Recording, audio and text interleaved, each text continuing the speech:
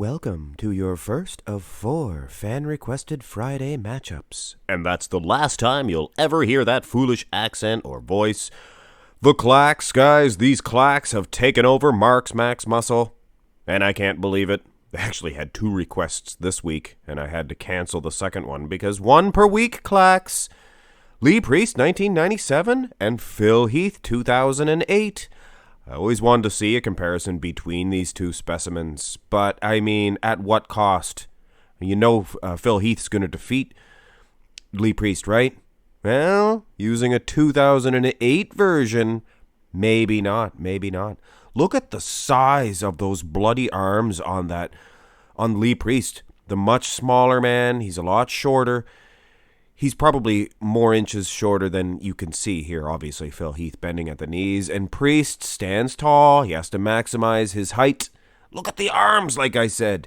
Jay Cutler once said, "The first time I met Lee Priest, when I seen him, I was in awe how big he was. He was so big.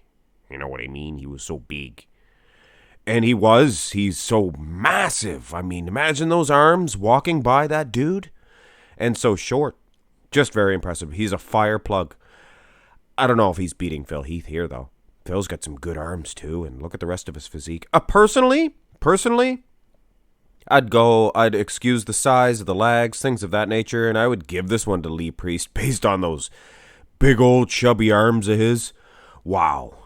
Let's go through the poses. The front lat spread here, tilted thusly for Lee Priest, so you're never really going to get an exact decision on this, but I have to say, much like the front double bicep, realistically, guys, Phil Heath, he has an edge as far as muscle separation is concerned. And when you look at the legs, I'm sure the judges would be giving him this one and the front double bicep, but this is Fan Request Friday, guys. And there is definitely politics running rampant. Lee Priest has that 90s type conditioning. Now, was there as much hard, grainy muscle separation? Maybe not. But there was some thin skin and the alien-like. Just alien-like. Very thin skin. So I guess I'll give Lee Priest a bye here and call it even in the front lat spread, shall we? Go to the side chest development, and personally, once again, I prefer a Lee Priest. He has the bow in the chest, and Phil Heath has a split, the Rambo split, as I like to call it. Somebody told me that he tore both of his pecs, did Phil Heath. But anyway, hurts you only in the side chest, but a lot of people prefer it. Here's another one of Lee Priest, and a lot of the 97 pictures for Priest were tilted thusly, so really hard to gauge and make a proper decision. Hard to get the sizes correctly too, guys. If you don't have the full bodies, things of that nature. Again, that muscle separation of Phil Heath. If we're going to be realistic about this, guys, I honestly don't think Priest would stand a chance in this. But it's Friday, and it's a picture comparison, for goodness sakes. Have a look at the next side pose. Priest pretty good here. I mean, consider the waistline, guys. Consider the chest. Might look better for Priest. The tricep itself, now no, not as big as Phil's, but the angle is hurting Priest as well. But the striations in his tricep, maybe even better than the doctor's. Of course, he wasn't the doctor yet. He was still in training, still in the trying to get his doctorate. But enough of that foolishness. One thing you do notice about these two dudes, they're both winking. You see that? They're both winking. Weird, eh? Winkers. They're winkers. Bunch of winkers. Hey, bunch of winkers. You see that? Anyway, enough with the foolishness, I guess you could call it, for lack of a better term. Now, back development. This is where it goes from conditioning, when you talk about conditioning, 90s conditioning versus today. This is where it turns around and you look at the glutes and the hamstrings, and it's 90s conditioning, maybe not so much. Today's conditioning, I guess this is 2008, but Phil Heath, a front runner of today's competitors, obviously, going for the Olympia title this year. Look at the glutes, guys. What can I say? All pitchers tilted thusly aside. Even if Priest had an edge in the width, it's going to go to Phil. Rear double bicep, same thing. It's a sad state of affairs when people talk about the conditioning nowhere near as good as they were in the 90s. Well, I agree with the front shots, the abs, the thin skin, the vascularities, but the last line of defense for fat storage, for liquid, water, anything goes to the glutes. And I understand, guys. I understand Lee Priest's side of it. I don't give a crap about glutes. You walk into a bar, a restaurant, you got your tank top on, you're wearing some tight jeans.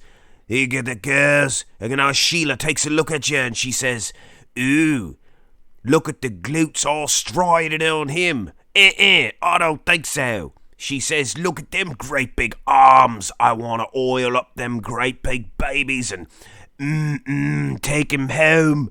Let me see those arms, Priest. Let me see them." So that's, you know what I'm saying? Priest doesn't give a crap about glutes.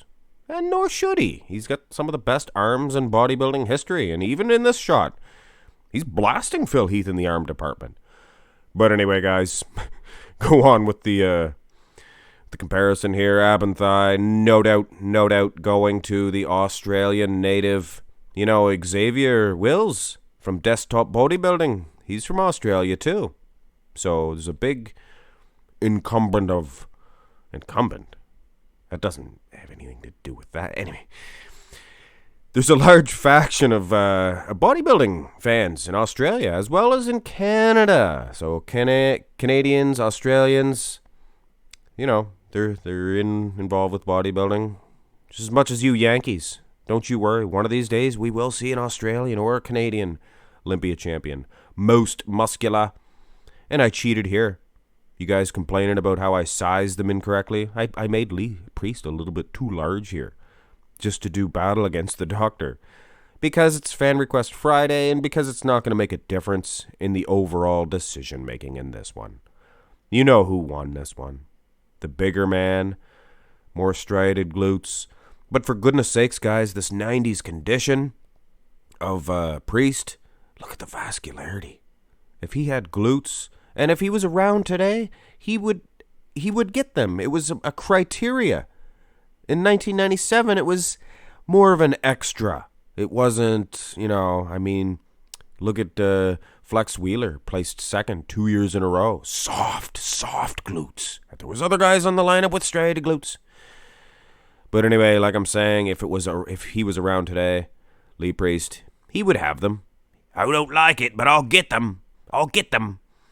Anyway, guys, Phil Heath, 2008, he is your winner of this comparison. And this is, I think, the very first of the Lee Priest, Phil Heath saga.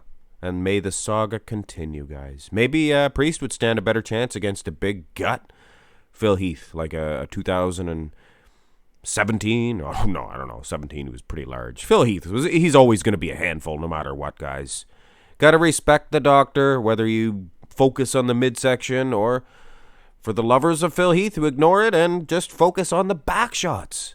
Hey, I focus on everything.